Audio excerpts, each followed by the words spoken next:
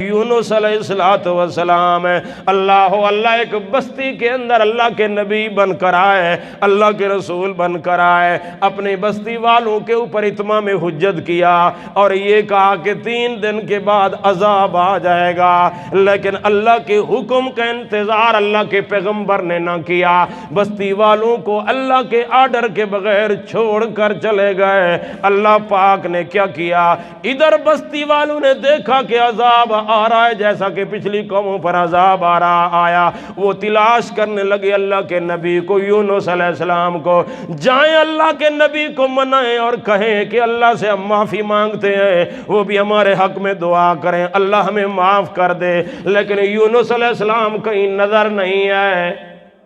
اللہ کا کرنا کیا ہوا، ان کی تو توبہ اللہ پاک نے قبول فرما لی۔ ادھر یونس علیہ السلام کشتی میں سوار ہو گئے، دریا کے پاس جا پار دوسری جانب کنارے پر جا رہے تھے، کشتی میں سوار ہیں اور کشتی درمیان کے اندر گھیرے میں آ جاتی ہے۔ حضرت یونس علیہ السلام مچھلی کے پیٹ کے اندر چلے جاتے ہیں، قصہ مختصر ہے، اور کئی اندھیروں کے اندر مصیبتوں کے اندر اللہ کے نبی گھر گئے ہیں۔ دیکھو اللہ کا پیغمبر ہے، اللہ کا نبی ہے، وہ دیکھو اپنی مشکل خود حل نہیں کر سکتا بلکہ مشکلات کے اندر گھر گیا ہے، پریشانیوں کے اندر گھر گیا ہے۔ اللہ کا نبی ان مشکلات کے اندر، پریشانیوں کے اندر اللہ کے نبی نے کیا دعا کی ہے۔ اللہ میرے دوستو، یہ اللہ نے واقعات کیوں بیان کیے، مشکلات آ جائیں کیونکہ زندگی کا حصہ ہے، مشکلات مصائب کا حصہ ہیں۔ ہم ایسے نہیں کہ اس دنیا کے اندر ہر وقت راحت اور سکون کے ساتھ زندگی گزاریں، کبھی خوشی، کبھی غمی، کبھی دکھ، کبھی سکھ ہے، کبھی پریشانی، کبھی مصائب کا سامنا انسان کو کرنا پڑتا ہے۔ اصل امتحان اسی وقت ہوتا ہے جب انسان کسی مصیبت میں پڑا ہوا ہوتا ہے۔ اللہ تو ان مصائب کے اندر ہم نے دعا و مناجات کس سے کرنی ہے؟ اللہ تعالیٰ سے کرنی ہے۔ یہ تعلق ہے بندے اور اللہ کا، اس تعلق کے اندر کسی صورت میں کمزوری نہیں آنی چاہیے۔ اس تعلق کے اندر اگر کمزوری آ گئی، یقین جانیے پھر ہمارا ستیہ ناس ہو جائے گا، پھر ہم کامیاب کی صورت میں ہو نہیں سکتے۔ بندے اور اس کے اللہ کا اور خالق اور مالک کے ساتھ تعلق کا بہترین ذریعہ دعا ہے۔ جناب یونس علیہ السلام کی دعا بھی اللہ پاک نے قرآن میں بیان فرمائی ہے۔ اللہ تعالیٰ فرماتے وَنَادَا فِي الظُّلُمَاتِ، کئی اندھیروں کے اندر اللہ کے نبی نے دعا کی ہے، مناجات کی ہے، پکار کی ہے۔ اللہ پاک نے صرف سنی ہے، کوئی اور سننے والا تھا وہاں کوئی؟ آپ اندازہ لگائیں، اللہ کے نبی مچھلی کے پیٹ میں ہیں اور کئی اندھیروں کے اندر، نادا فی الظلمات، یہ ظلمتن کی جمع ظلمات، کئی اندھیروں کے اندر اللہ کے نبی، اور ان اندھیروں کے اندر دعا کر رہے ہیں۔ سننے والا کون ہے؟ اللہ پاک ہے۔ اللہ کے علاوہ نہ کوئی جن، نہ کوئی فرشتہ، نہ کوئی نوری ناری کوئی سننے والا نہیں ہے۔ حتیٰ کہ وہ مچھلی جس کے اندر وہ موجود ہے، اللہ کے پیغمبر وہ بھی سننے والے نہیں ہے۔ اللہ پاک نے وہ آواز، وہ صدا سنی ہے۔ اللہ پاک کو وہ آواز اور وہ دعا و مناجات بڑی پسند آئی ہے۔ اللہ پاک نے وہ سارا واقعہ، وہ الفاظ اور کلمے قرآن کے اندر بیان فرما دیے۔ اگر اللہ بھی نہ بتاتے کسی کو پتہ نہ چل سکتا تھا، اللہ پاک نے وہ سارے کلمے بتا دیے۔ کون سے کلمے حضرت یونس علیہ السلام نے ادا کیے؟ لا الہ الا انت۔ اس لا الہ کا مطلب بھی سمجھا دیا۔ لا الہ کا معنی ہے کوئی مشکل حل کرنے والا نہیں، کوئی مچھلی کے پیٹ کی مصیبت سے نجات دلانے والا کوئی نہیں ہے، کوئی نہیں ہے۔ لا الہ، یہ لا کی تلوار ہے، ایسی چلائی ہے، سارے معبودوں کی نفی کر دی ہے۔ کوئی نہیں، کوئی نہیں، کوئی نہیں، نہ کوئی فرشتہ، نہ کوئی جن، نہ کوئی نوری، نہ کوئی ناری، نہ کوئی حجری، نہ کوئی فجری، نہ کوئی نبی، نہ کوئی ولی، نہ کوئی چھوٹا، نہ کوئی بڑا، نہ کوئی اعلیٰ، نہ کوئی ادنا، نہ کوئی عربی، نہ کوئی عجمی، نہ کوئی اوپر، نہ کوئی نیچے، کوئی بھی نہیں ہے۔ کوئی میری مشکل حل کرنے والا نہیں ہے۔ اللہ، سمندر کی تہ میں ہوں، مچھلی کے پیٹ کے اندر ہوں، اے اللہ اس مشکل کو حل کرنے والا کوئی نہیں، الا انتا، الا سوائے تیرے کوئی حل کرنے والا؟ یہاں تو بخار ہو جائے، بخار نہ اتر رہا ہو، ہم چلے جاتے ہیں پیر کے پاس، یار کوئی تعویذ تو لکھ دیتے۔ بڑے بڑے ڈاکٹر پھر چکا ہوں، فلانے کے پاس گیا، فلانے کے پاس گیا، بخار ہی نہیں اتر رہا، یہ گھر سے مصیبت بھی دور نہیں ہو رہی، فلانی مصیبت، فلانی مصیبت، فلانی مصیبت، کاروبار میں بالکل ڈاؤن ہوتا چلا جا رہا ہوں، کوئی تعویذ لکھ دیتے، کوئی ایسا وظیفہ بتا دیتے، کوئی دم درود کر دیتے، کوئی ایسا تعویذ بنا دیتے، میں اپنی دکان کے اندر لٹکا لیتا، میری دکان میں برکت آ جاتی۔ یہ بندہ اپنی مصیبتوں کے اندر در بدر اپنا ایمان بھی بیچتا ہے، اپنا پیسہ بھی ضائع کرتا ہے۔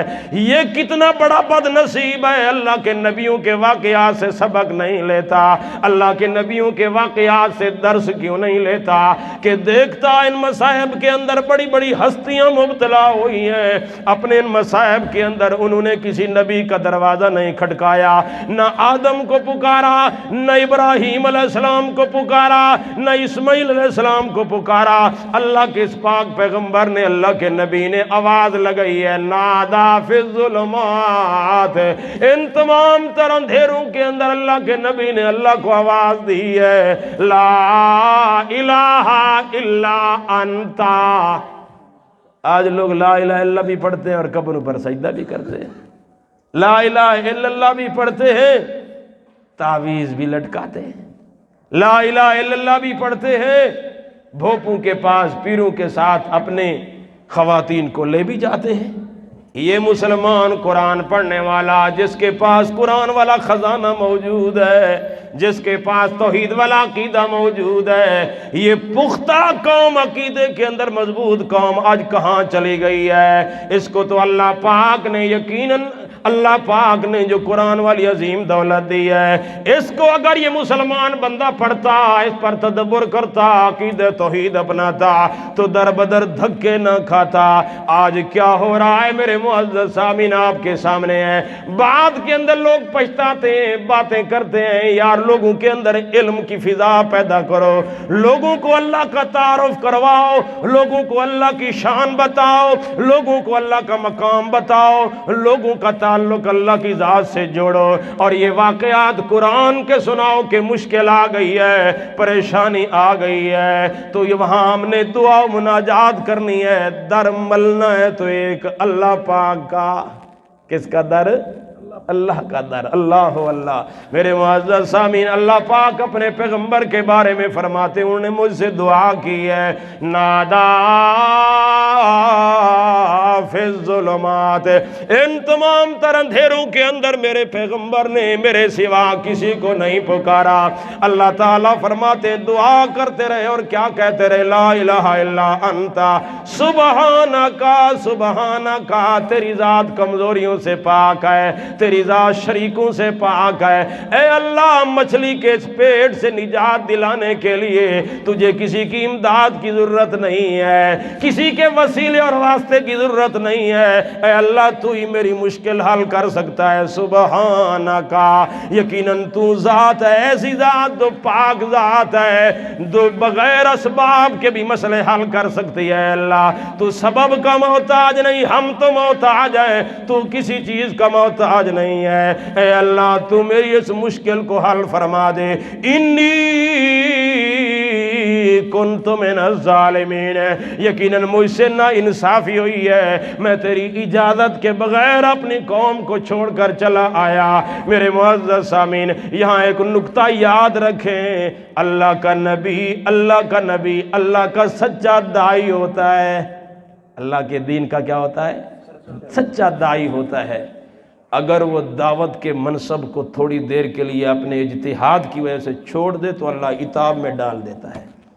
آپ اندازہ لگائیں، اگر وہ فیصلہ کر لے اپنی طرف سے کہ اب یہ قوم عذاب کے اندر مبتلا ہو جائے گی، میرا اس قوم کے اندر رہنے کا کوئی فائدہ نہیں ہے، دعوت دینے کا کوئی فائدہ نہیں ہے۔ اگر پیغمبر تھوڑی دیر کے لیے اپنی قوم کو چھوڑ کر چلا جائے اور دعوت کو اپنی طرف سے روک دے، چھوڑ دے، اللہ پیغمبر کو مچھلی کے پیٹ میں ڈال دیتے ہیں، اور قوم کی توبہ اللہ کیا کرتے ہیں؟ قبول فرما دیتے ہیں، اور ہم کہاں کھڑے ہوئے ہیں؟ ہم نے تو یکسر دعوت کا کام چھوڑ کر رکھ دیا ہے۔ ہم تو اپنی طرف سے فیصلے کر دیتے ہیں کہ یہ قوم ماننے والی نہیں ہے۔